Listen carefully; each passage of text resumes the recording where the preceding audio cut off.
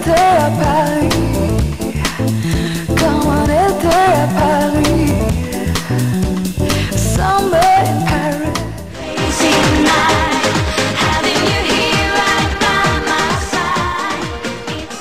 अस्सलाम वालेकुम, सुबह बखैर, गुड मॉर्निंग। यकीनन आप सबकी सुबह बहुत ही अच्छी और बहुत ही खूबसूरत हुई होगी। जिस तरह से हमेशा कि आप लोगों की सुबह बहुत अच्छी और बहुत ही खूबसूरत होती है, मेरे ख्याल से आप लोगों की सुबह अच्छी होती होगी। तो मेरी सुबह भी रोज़ाना बहुत अच्छी होती है और इस सुबह में एक एक्साइटमेंट होती है। वो एक्साइटमेंट किस चीज़ की हो सकती है? यकीनन आप लोगों से मिलने की एक्साइटमेंट होती है और बस दिल चाहता है कि बस जल्दी से ऑफिस पहुँचूँ, जल्दी से शो स्टार्ट हो, आप लोगों से ढेर सारी बातें करूँ।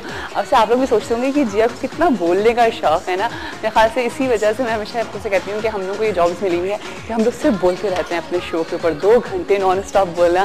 खैर जी, आप लोगों का इतना सारा प्यार मिलता है, आप लोग इतना ज़्यादा प्यार करते हैं इस सेंस में कि ज़ाहिर है आप लोग इतना अप्रिशिएट कर रहे होते हैं। स्पेशली ऑन फेसबुक में आप लोगों के कमेंट्स देख रही होती हूँ और आप लोगों की जब लाइव कॉल्स आती हैं उसमें भी आप लोग अप्रिशिएट करते हैं, पसंद करते हैं। तो उसकी वजह से दिल चाहता है कि जी हम जो है वो अच्छे से अच्छे शोज़ आप लोगों के लिए लेकर आएँ और अच्छी से अच्छी बातें आप लोगों से करें, अच्छे से अच्छे टॉपिक्स आप लोगों के साथ शेयर करूं। लेकिन आज सुबह जब मैं आ रही थी तो मैं अखबार से पढ़ रही थी, तो उसके ऊपर ज़ाहिर है जुम्मे का दिन है, जुम्मे के दिन के हवाले से एक अलग से एक अखबार आता है, तो उसमें रमज़ान के हवाले से जिक्र हुआ था और उस पर ये बात थी कि जो गुस्से पे किस तरह से कंट्रोल किया जा सकता है, गुस्से पे किस तरह से काबू पाया जा सकता है। तो ये एक पूरा टॉपिक था। तो मैंने सोचा कि आज हम भी अपना टॉपिक यही रखते हैं, लेकिन आज गुस्से पे काबू मैं आज जो बात करूँगी वो करूँगी कि किस तरह से आप लोग अपने हस्बैंड्स के गुस्से पे काबू रखते हैं, क्योंकि मर्दों के गुस्से को कंट्रोल कराना बहुत मुश्किल काम होता है। स्पेशली रमज़ान में आपको होता है कि आप उनके मूड्स को चल रहे हैं, क्योंकि जी मियाँ जी जो हैं वो जल्दी ही घर भी आ जाते हैं क्योंकि हाफ डे होता है। तो किस तरह से आप लोग उनके मूड्स को अच्छा रखती हैं, किस तरह से मैंने स्पेशली मेरी फैमिली में मैंने देखा कि हमारे यहाँ के तो जी मर्द हज़रात जो हैं वो इन्वॉल्व हो जाते हैं, काम करा रहे होते हैं। आप लोग क्या क्या कुछ ऐसा होता है या बहुत सारे होते हैं जो बिल्कुल भी अपनी वाइफ के हाथ नहीं बिता रहे होते, बिल्कुल भी उनको सपोर्ट नहीं कर रहे होते। बहुत सारे होते हैं जो स्पेशली फ्रूट चाट और इस तरह की चीज़ें ज़रूर बना रहे होते हैं। तो आपके मियाँ जो हैं वो भी क्या इस तरह के? और आज जो आप लोगों ने मुझे बताना है कि आप अपने हस्बैंड्स के गुस्से पे किस तरह से कंट्रोल कर सकते हैं। क्योंकि देखिए बात यह है कि अगर आप बताएंगी तो हो सकता है जो दूसरी सुन रही होंगी वो भी उसी के ऊपर इम्प्लीमेंट करेंगी, वो भी उसी तरह से उस चीज़ को लेकर चलेंगी। तो इसलिए हमेशा आप लोगों से जब मैं कहती हूँ ना कि आप लोग जब कॉल किया करें तो एक अच्छी बात ज़रूर किया करें, क्योंकि आप सिर्फ मुझे नहीं बता रही होती, आप सबको बता रहे होते हैं जो लोग इस वक्त ये शो देख रहे होते हैं, तो उन तक वो सारे मैसेजेस पहुँचते हैं। तो कोशिश करें कि आप वो टिप्स दें। आज जितनी भी बेगमात है ना वो शो पे कॉल करें और वो टिप दें, और जिनकी टिप बहुत अच्छी होगी यकीनन उनको जाएगा जी आज का गिफ्ट हैम्पर साइज मनी की तरफ से और वॉकीज़ की तरफ से गिफ्ट वाउचर जाएगा। तो बस कोशिश करें, कॉल करें और हमें बताइए कि वो कौन सी ऐसी टिप है जिससे आप अपने हस्बैंड के गुस्से पे कंट्रोल रखती हैं, उनको कुछ गुस्सा नहीं आने देती, उनका मूड किस तरह से अच्छे रखती हैं। क्योंकि स्टार्टिंग के 10 डेज जो होते हैं ना वो तो बस जी गुस्से वाले होते हैं। और कहीं ना मेरे कैमरामैन भी मुझे देख करके हंस रहे हैं और कह रहे हैं कि यकीनन जी ऐसा ही हो रहा होता है। मुझे लग रहा है कि उनको भी किसी बात पे गुस्सा आता है। खैर जी, अभी हम जाएंगे ब्रेक पर। ब्रेक के बाद जब वापस आएंगे आपको पता है कि आज के दिन के फॉर्मेट के हिसाब से आज अदनान हमारे साथ नहीं होते हैं, जुम्मे का दिन है, लेकिन हमारे साथ होंगे जी हिलाल से भी बात करूँगी बहुत सारी, क्योंकि अब वो भी एक हस्बैंड बन चुके हैं। तो उनसे भी जानेंगे, उनसे भी पूछूंगी कि किस तरह से तुम अपने गुस्से पे कंट्रोल रखोगे। और बेचारा एक्सरसाइज भी करता है, तो पता नहीं एक्सरसाइज करेंगे नहीं करेंगे, क्या करते हैं, उनसे जानेंगे। साथ साथ हमारे साथ आज जो गेस्ट होंगे वो होंगे ज़ैन नज़र। आप उनको डिफरेंट ड्रामों में देख रहे हैं, बहुत अच्छी एक्टिंग कर रहे हैं। नापा से उन्होंने अपनी एक्टिंग सीखी है। तो यकीनन जब कोई एक इंस्टीट्यूट से कोई चीज़ सीखता है, किसी एक एकेडमी से कोई चीज़ सीखता है, तो वो फिर उसमें परफेक्शन ही होती है। और फिर हमारी एक्सपेक्टेशंस भी यही होती हैं ऐसे स्टूडेंट्स से, ऐसे लोगों से कि वो हमें बेस्ट परफॉर्मेंस देंगे।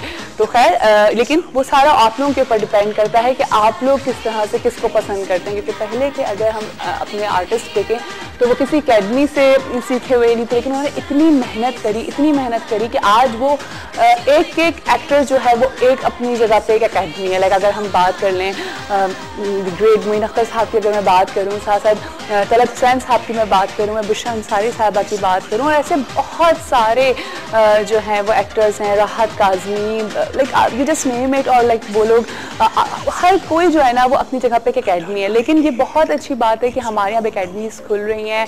हमारे यहाँ अब इस चीज़ को एक्सेप्ट किया जा रहा है और स्पेशली फैमिलीज़ बहुत ज़्यादा सपोर्ट कर रही हैं अपने बच्चों में। अगर आप देखें तो अब जो है वो बच्चे जो हैं वो डिफरेंट फील्ड्स को चूज़ कर रहे हैं इसी वजह से, मीडिया से रिलेटेड, क्योंकि अब मीडिया का बहुत बड़ा स्कोप है और जहाँ पेरेंट्स को भी अंदाज़ा हो रहा है कि इसमें स्कोप है, बच्चा आगे बढ़ सकता है, तो पेरेंट्स का कॉन्फिडेंस भी बिल्डअप हो रहा है। और मैं हमेशा आप लोगों से कहती हूँ कि टॉपिक से थोड़ी सी हट रही हूँ, लेकिन हमेशा आप लोगों की बात बताती हूँ कि कोशिश किया करें, देखा करें कि आपके बच्चे का इंटरेस्ट किस चीज़ में, जिस चीज़ में आपके बच्चे का इंटरेस्ट होगा ना, आप यकीन करें आप भी सेटिस्फाई होंगे, आपका बच्चा भी सेटिस्फाई होगा और आपका बच्चा अच्छे ग्रेड्स लेकर आएगा। जब भी वो अच्छे ग्रेड्स लेकर आएगा जब उसका इंटरेस्ट उस सब्जेक्ट में होगा, जब वो उसको दिल से कोई चीज़ वो कर रहा होगा। तो कोशिश करें कि बच्चे की जो डिमांड है उसको पूरा करें, जो चीज़ वो करना चाहता है उसको करने दें। और अब तो माशाल्लाह पेरेंट्स इतने ज़्यादा हमारे पास अवेयरनेस आ गई है, हमें स्पेशली मीडिया के थ्रू हमें पता लग गया है कि हमें किस तरह से अपने बच्चों को आगे लेके चलना है। तो अब मेरे ख्याल से वो थोपने वाली चीज़ें जो है वो ख़त्म हो गई हैं। खैर जी, अभी हमें जाना है एक छोटी सी ब्रेक पे। ब्रेक के बाद जब वापस आएंगे तो आपकी लेंगे, लाइव कॉल्स करेंगे, खूब सारी बातें। और हिलाल से मैं जानूंगी कि जी आप किस तरह से अपने गुस्से पे कंट्रोल रखेंगे, तो हमारे साथ ही रहेगा सुबह बखैर वाइफ के साथ में। You can make me do all those crazy things I never did. जी वेलकम बैक। दफ़ा फिर आप सबको खुशामदीद करती हूँ सुबह बखैर वाइफ के साथ में। यकीनन आप सबकी सुबह बहुत अच्छी जा रही होगी और यकीनन कल से इंतज़ार था, कल शाम में मैं और मेरे बच्चे हम सब बाहर लॉन में बैठे हुए हैं, यही इंतज़ार कर रहे थे आसमान की तरफ देख के कि जो है वो सुना था कि कल की प्रेडिक्शन थी कि जी मानसून स्टार्ट हो जाएगा, लेकिन अल्लाह ना करे कि ऐसा हो कि जी हम कराची वाले जो हैं वो सिर्फ देखते ही रह जाएं, वो हमें टाटा बाय बाय करता हुआ चला जाए। तो बस इंतज़ार कर रही हूँ बारिश का, क्योंकि आप सबको पता है कि मैं बारिश की कितनी शौकीन हूँ, मैं मेरे बच्चे लाइक हम लोग। तो वही वाली हाल था जो बचपन में होता है ना कि बैठे हुए हम तीनों दुआ कर रहे थे अल्लाह यहाँ बारिश हो जाए, अल्लाह यहाँ बारिश हो जाए, क्योंकि बारिश में जो मौसम होता है ना वो बहुत खूबसूरत होता है। स्पेशली लाइक ज़ाहिर है वो उसके बाद की तो हर चीज़ जो है वो थोड़ी सी ख़राब हो जाती है, मई रोड्स में जो है वो प्रॉब्लम्स आ जाती हैं, लेकिन जिस वक्त बारिश हो रही होती है उस वक्त तो मौसम इतना हसीन हो रहा होता है और फिर आप देखें कि उससे हर चीज़ धुल जाती है, आपको अपना शहर इतना खूबसूरत लग रहा होता है, हर तरफ ग्रीनरी नज़र आ रही होती है। तो बस मेरे ख्याल से ऐसे मोमेंट्स को हमें ज़्यादा से ज़्यादा इंजॉय करना चाहिए, हमें फ़ील करना चाहिए और कोशिश किया करें कि जो है इस तरह के मोमेंट्स को इंजॉय किया करें, लम्हों को इंजॉय करना बहुत ज़रूरी है। हिलाल को वेलकम करती हूँ, फिर उनसे जानती हूँ। अस्सलाम वालेकुम हिलाल, क्या हाल है? क्या बात है हिलाल, आप भी ब्लू, मैं भी ब्लू, सेट भी ब्लू, आज सब कुछ ब्लू ब्लू हुआ है ना?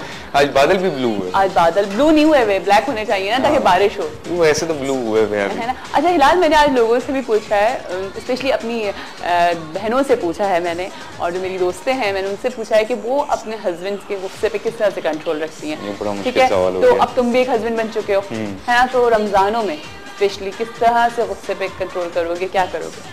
मतलब कोशिश करते हैं कि जो ऑब्जेक्शन वाली बातें होती हैं ना उससे परहेज करें। अच्छा, तुमसे परहेज किया जाए ऑब्जेक्शन वाली बातों से। अगर सुन रही हो तो देख लो कि ऑब्जेक्शन वाली बातों से परहेज करना, मसलन किन किन बातों पे आपको ऑब्जेक्शन हो जाता है? मतलब जो एक जैसे कि एक बात कर दी ना कि यार ये काम ऐसे होगा, हाँ, उसके बाद सवाल नहीं।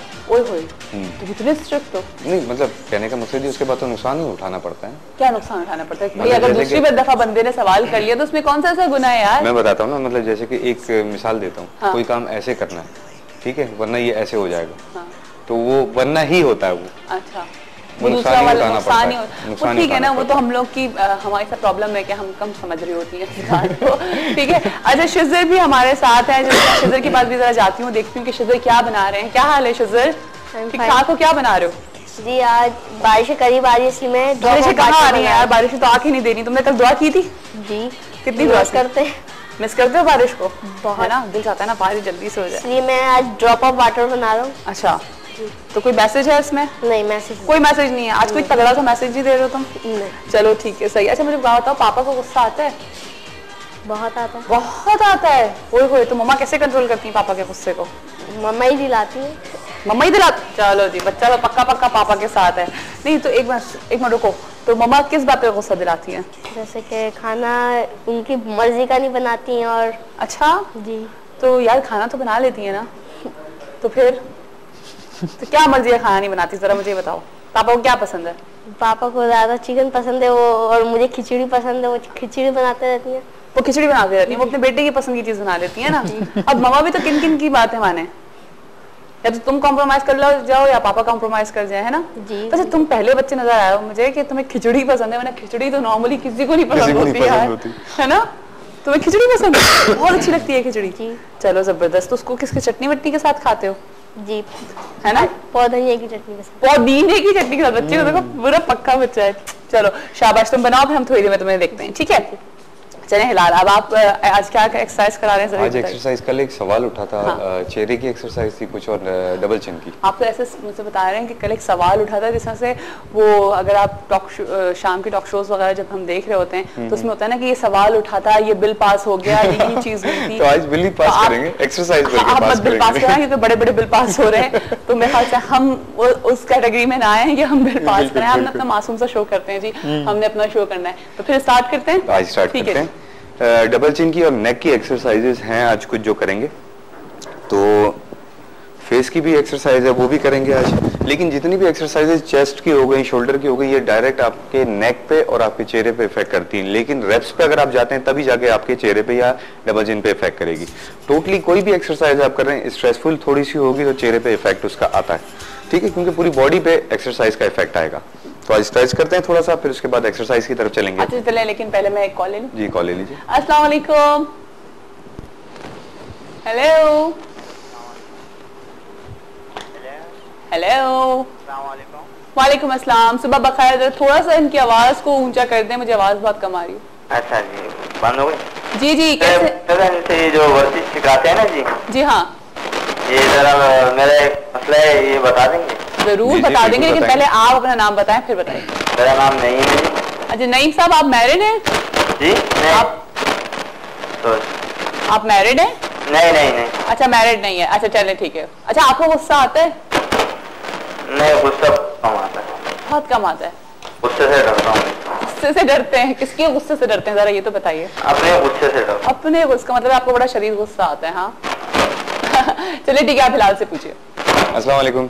वालेकुम अस्सलाम। सर मेरा मसला ये है सर, मेरा जो है ना वर्क कर रहा था मैं पहले, वो मैंने छोड़ दी सर। सही। सर जब मैंने छोड़ी तो मेरा ये पेट है ये बहुत बड़ा हो गया सर, अच्छा, हार निकल रहा है सर, समझ लें।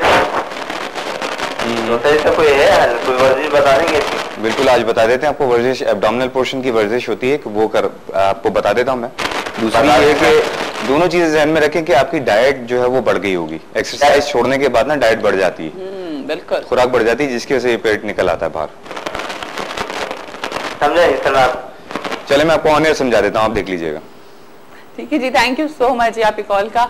अच्छा ये होता है हिलाल कि अगर आप एक्सरसाइज को छोड़ दें, नॉर्मली होता है कि हम एक्सरसाइज अगर छोड़ देते हैं तो क्या वेट बहुत जल्दी पुट ऑन हो जाता है? वेट बहुत जल्दी पुट ऑन नहीं होता, इसकी एक वजह होती है। हाँ। वजह क्या होती है कि जैसे एक्सरसाइज कर रहे हैं तो हर मसल हमारा जो है वो खाना मांग रहा होता है, सही है। क्योंकि उसको सिक्योर रहने के लिए, उसको जिंदा रहने के लिए वो एक नीड उसकी एक होती है, वो पूरी करनी पड़ती है। तो वो खाना जो है वो उस मसल को लग रहा होता है जब तक एक्सरसाइज कर रहे हैं। एक्सरसाइज करने के बाद मतलब जैसे कि एक्सरसाइज छोड़ देते हैं तो उसके बाद हमें क्या करना चाहिए कि हमारी डाइट हमें हाफ कर देनी चाहिए। ठीक है। जैसे कि अगर 2 पीसेस में चिकन खा रहा हूँ ना तो 1 पे आ जाऊँ, अच्छा तभी जाके जो है मेरा एब्डोमिनल पोर्शन नहीं निकलेगा, फैट नहीं बढ़ेगा, मैं मेंटेनेंस लेवल पे आ जाऊंगा। सही है, ठीक ठीक है। तो लोग क्या करते हैं फिर वो 2 पीसेस पे ही चल रहा होता है ना, जिसके से फैट बढ़ जाता है। अच्छा मैंने बहुत सारे लोगों को ये कहते हुए सुना है, स्पेशली जो फैमिली के लोग होते हैं, कि जी अगर आप अपने डिजायर वेट पर आ गए हैं या आ गई हैं तो होता ये है कि जो भी आपने डाइट की होती है फिर आप हम उसको बिल्कुल छोड़ देते हैं और फिर घर वाले भी कहते हैं अब तो तुम बिल्कुल स्मार्ट हो गई, अब तुम्हें डाइट करने की क्या जरूरत है, अब तो तुम खाओ पियो, जो खाना पियो, जो खाने का दिल चाह रहा है वो खाओ। और फिर होता है कि बंदा इतना खाने लगता है कि एकदम से वेट गेन हो जाता है। तो मेरे ख्याल से जो इतनी मेहनत करके, यकीनन बहुत मेहनत होती है, इसका नजर मुझे भी है आपको भी है कि हम एक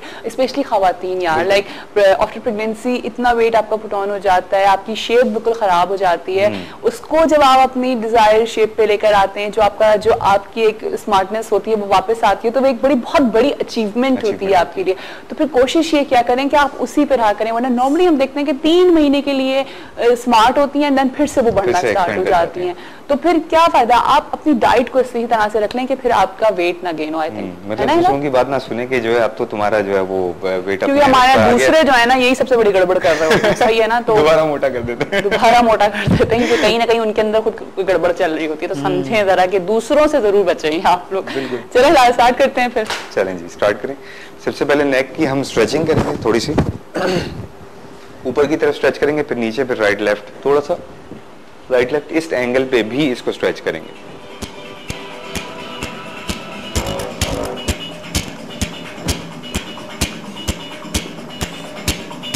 लोअर बैक की स्ट्रेच करेंगे, टोस को छुएं वापस स्ट्रेट।